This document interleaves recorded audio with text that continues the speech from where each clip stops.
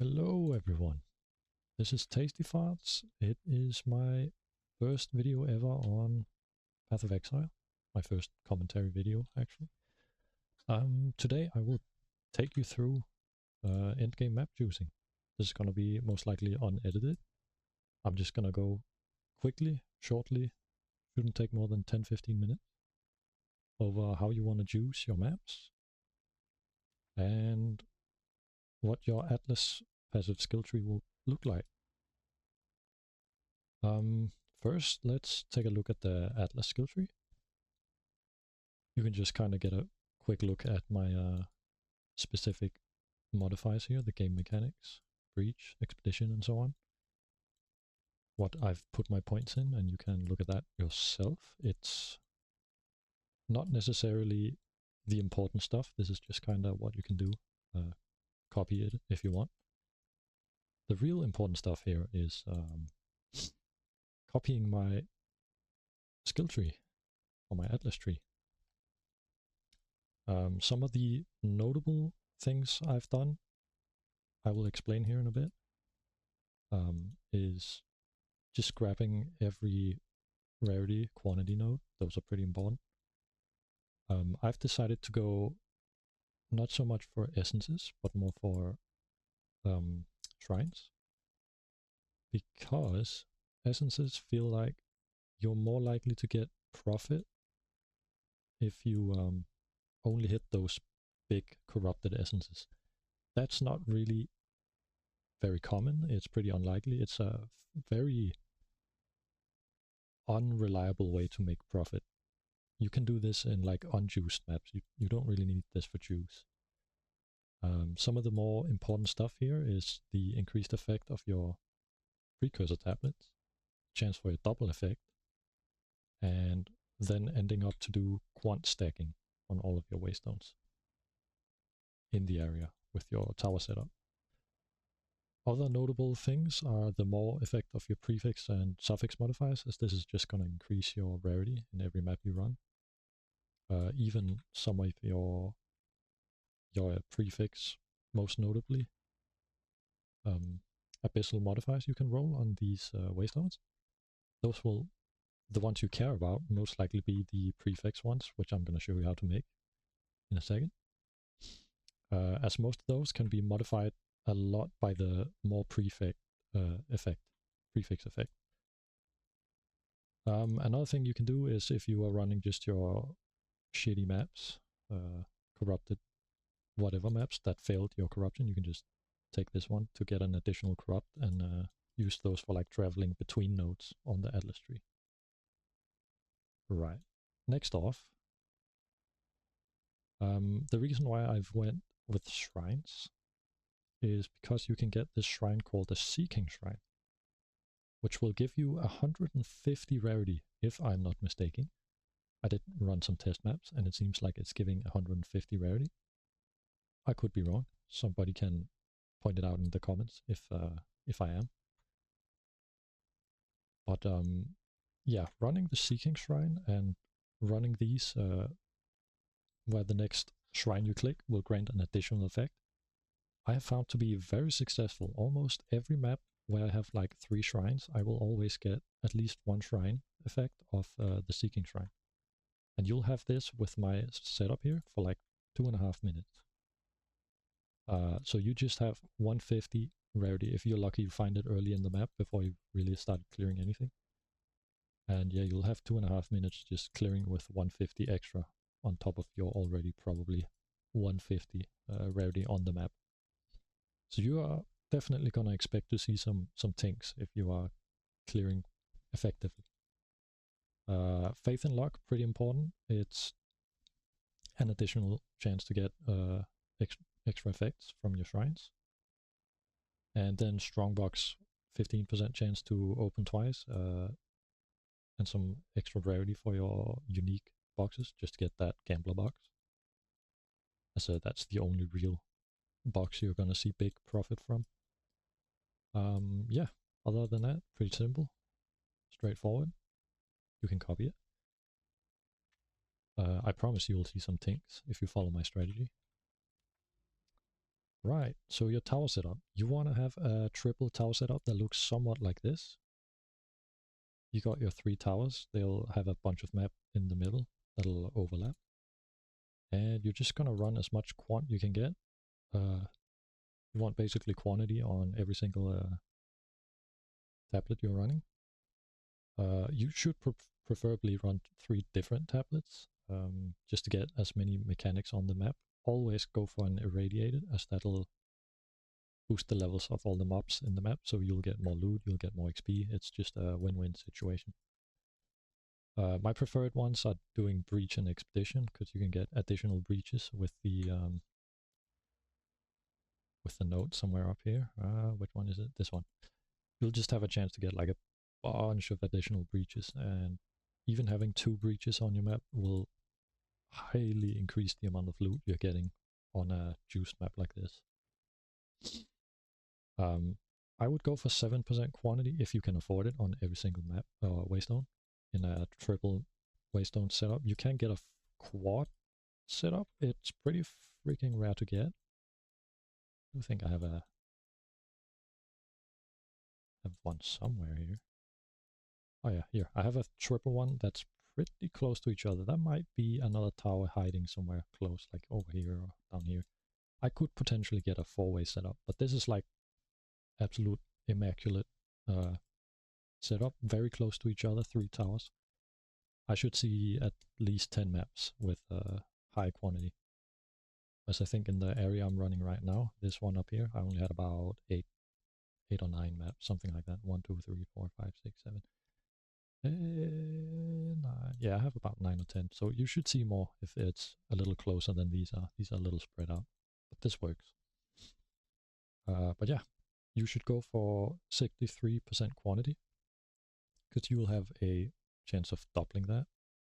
I've had upwards of 200% quantity in my maps. And you will absolutely see tinks in that if you clear it. Right. That explains your setup with your tablets. If you can afford, of course, as well, you can do, if you have a lot of bosses in your area, you can do the quantity and rarity on bosses. Because bosses can actually drop a lot of loot and a ton of tiered rares, and sometimes, if you're lucky, some tinks as well from just bosses alone. So I'd recommend those as well. I don't have one right here, but you get the idea. Right, for your maps, you want to do you want to get your maps to a rare. You want to fully mod them until they have 6 mods. Doesn't matter what's on it. Boom, boom, boom, boom. You can check your maps real quick. If you get a map with rare monsters have an additional modifier, I honestly would just keep that and try and do a prefix modifier on top. A desecrated modifier. Because the one additional modifier on the rares is going to be extra loot, and it's honestly not really worth skipping a map like that. If you have like additional modifiers in the area on rares, you can, yeah, basically combine those two and you'll get just a lot of extra loot from the rares. I don't know if you want to run it in a maxed out quantity area, but you can if you want to. Right. So what's next? You definitely want to do, of course, like I said, all your maps to max modifiers. Then you want to get an omen of chaotic rarity, which will remodify all of your modifiers on the map into just rarity modifiers, so you won't get any monster pack size, magic monsters, or any like that. You'll just activate that, take your Chaos Orb, slap it on all the maps, right? And now you see I have rarity on every single map. After that, you want to do your omen. You want to go to the Soul of Wells.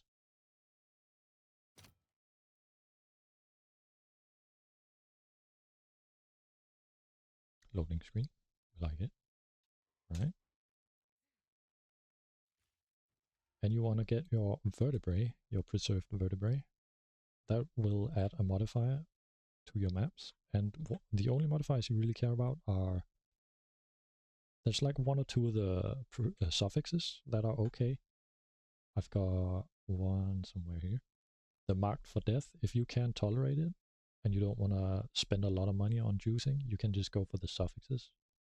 You just don't use this, you just go with like a RNG prefix or suffix. If you hit the suffix, you want to go for the marked for death if you can run it. You will take 50% increased damage when you kill a rare, but it gives like 40% rarity, so it's well worth it for just doing semi-juiced maps. If you've got the damage and survivability to handle it. Right. So for your next maps, you want to activate your prefix only, because we only care about prefixes for giga juicing. And yeah, you'll just start revealing. The modifiers you'll really care about is the map is overrun. In the case of this one, if you like to have a big chance of actually hitting one of the big omens, the big desecrate omens, this can be fine. If you find these easy to run, I'd say if you don't have a ton of damage and a ton of survivability, this is probably one of the more secure ways to slowly make money. But I wouldn't run these on the Giga Juice maps. Now, for the Giga Juice maps, you're looking for stuff like increased monsters. There's going to be some other ones here that are better for you. But you can run these on maps that already have areas overrun by Abyssal. And this will just give you a ton of extra monsters. This should give you more than double monsters. And if you high roll like 100%, it'll be like 3 times the amount of monsters from the map, which is insane. Now here, this is what you're looking for. This will be a ton of loot in an area like this, because you can get some pack size, which scales off the pits. This is the best modifier, but you need a lot of damage for this. I can't even run these on a area that's filled with like abyssal pits. Once you've done like 4 or 5 pits, it starts getting really difficult. The mobs do a ton of damage, and you need a lot of damage, and preferably freeze or something. My build does run freeze, but I simply just don't have enough damage yet to effectively clear these with only 1 life. It's too much. You get insta-killed by like shit you don't see. But if you can run these, they're super rewarding. You should obviously only really run these if you have a lot of pits in the area. If not, you won't really see the difficulty scale, but I mean, you could run effectively this, but there are better stuff to run. Like just increased monsters or some additional pits, stuff like that. Even this can be okay. I'm still not sure which one you would prefer of these two. I guess if you would honestly just take the better one, the one that's rolled better. Of course, if you're looking for XP, you can try and corrupt the map with this modifier on it. Try and make it tier 16. That'll give you some really good XP. It's like running, if you do this with experience on a map that's overrun, it's way better than an Untainted Paradise. Additional pits, that's a good one. You want to look for stuff like that. That gives you some rarity. I haven't found incubator queens to be that rewarding in like low loot maps, but I had a single map with a lot of quantity on and a decent amount of rarity, and I dropped a ton of loot from the queen. So it definitely can be worth doing. I'm honestly going to take it for science and experiment a little more, and I'll let you guys know if it's worth. But yeah, it's more of an RNG. It's only one single monster that drops a lot of loot. I haven't had any tinks from it yet, but I have seen a lot of tiered rares and other stuff drop from them. So yeah, this is another decent roll. Right. So once you have your maps, what you want to do is you want to instill them. If you can, of course. Instilling will increase the difficulty by a little bit, but it honestly shouldn't be too difficult if you do like 1 or 2 instilling. So I have 3 different methods. If you're running a map that doesn't have, I'd say, over 100 rarity, you want to do Liquid of Greed. It'll give you another 24 rarity. It's like 8 per. If you want pack size, and it's already got a ton of rarity, I would say pack size is the best. It'll give you 27% delirious, but that's more rewarding, and it'll make that stuff a little more difficult. They'll do a little more damage and take a little more damage. Or take a little less damage. If you want to have a pretty safe income, if you're not looking for the tanks, but just like a consistent money, I would honestly do Liquid of Disgust. Sure, it'll make your maps the hardest out of these 3. But precursor tablets with like 6+ quantity on them do sell for between 20 and like 50 exalt each. And it's honestly not that hard to make these. You just need a lot of white bases, and this will drop you a ton of precursor tablets in a map. So those are like this is the more safe option to just make consistent money, and these are the little more risky ones, but you will see tinks like every other map, and multiple tinks. Some maps you might not see a single one, but some maps you might see 3 tinks in one map. And the precursor, how to craft the precursor tablets, you want to get transmute orbs, you want to get perfect, these should both be perfect, because it'll increase your chance of hitting the more rarer mods, and they will be most likely rolled higher, which means like all of these that I've got here, I've made with these 2 orbs. If they already have a prefix, it's not worth using a perfect orb of augmentation, as there isn't really anything suffix related that's that valuable, unless you have quantity, of course, on it already. I wouldn't waste a perfect augment. But yeah, if you just have a white base, you just slap a fucking perfect orb of transmutation on it. Boom. See if you hit anything that's valuable, preferably quantity, or if you hit a suffix that's decent, even if it isn't that great, you just slam a perfect orb of augmentation and see if you hit the quantity. You can run them, you can sell them. If you're running not fully juiced areas, and that's not what you want to do, you just want to sell tablets, honestly, just go for it. Just craft tablets and run these Liquid of Disgust. You can make some disgusting money. Ah, funny. But yeah, this was an unedited video. I hope it wasn't too complicated. I wanted to do this fairly quickly. I am sub 20 minutes. That should be alright. And I'll have a little preview of me running maps, getting some things in this area. But yeah, again, if you didn't get a look at it, you want about 63 quantity. Plus minus. I'd say anything above 50 is pretty good. I've got some areas with 42. Those are slightly more rare to get things, but it does happen. But yeah, when you're running these 63, 50 plus quantity areas, like 100 rarity plus, that's where you're gonna start seeing tinks like every other map. For my gear, I have only about 40 something, like 43 rarity. These are my only rarity items right now. If you want a build guide on how I made my build, or like a quick rundown of how it works and what I've done to make it work, let me know in the comments. This has been Tasty Farts, and thank you for watching. See you in the next one.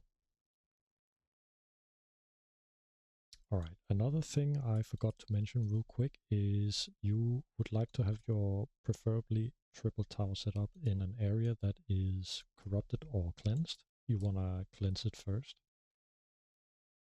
Because you can have one of these modifiers that will increase the prefix modifiers, which I forgot to mention earlier in the video. But when you have an area that has increased amount of monsters, your not only unstable energies is going to increase the prefix, which means it's going to add, if you have the additional pits, it'll just add a ton of extra pits to your map. If you have the increased monsters, it'll just have a lot of increased monsters to every pit. But you can combine this with an area, if I can find one real quick. Here is one. Right, so you want to find a map like this, because it has waystones have 20% more effect of prefix modifiers. It also has less effect of suffix, which will mean in like an exchange, it'll take a little bit of your rarity off, but it'll add a ton of extra mobs. But it shouldn't technically remove that much rarity, as long as your more effect of prefix modifiers is a higher roll than the less effect. You'll only lose like 10-15% rarity maybe. But it will add, if you have those maps with like additional pits or overrun by the abyssal area with additional pits, with like a max roll, you'll see like some of 30 pits in the area. And then the increased monsters, if you have like a max roll, you'll see, that's where you'll see like triple amount of mobs. But yeah, that was all. I just wanted to let you know, if you can, preferably get a triple tower setup in a corrupted or yeah, a map area with cleansed, because you can roll some pretty good modifiers. You can even get another plus to levels. Another small thing you can get is on your boss area, you can have a chance for corruption to be in your map. I would highly go for this when you're doing super juiced. I haven't made it there myself. I could, I've just been a little lazy doing my mechanic bosses. I've been having fun just running juiced maps, but yeah, I definitely should just fill out these. And yeah, this is by far the best option you can go for when you're running juiced maps, as corruption in your maps means a lot more mobs and a lot more rares, and there'll be a lot more loot. That was all from future me talking to previous me. See you in the next video. Again, another thing I forgot to mention, you can of course Vaal all your maps. It's a little risky. I think at least 50% of your maps are gonna brick in some way. You might remove the mods.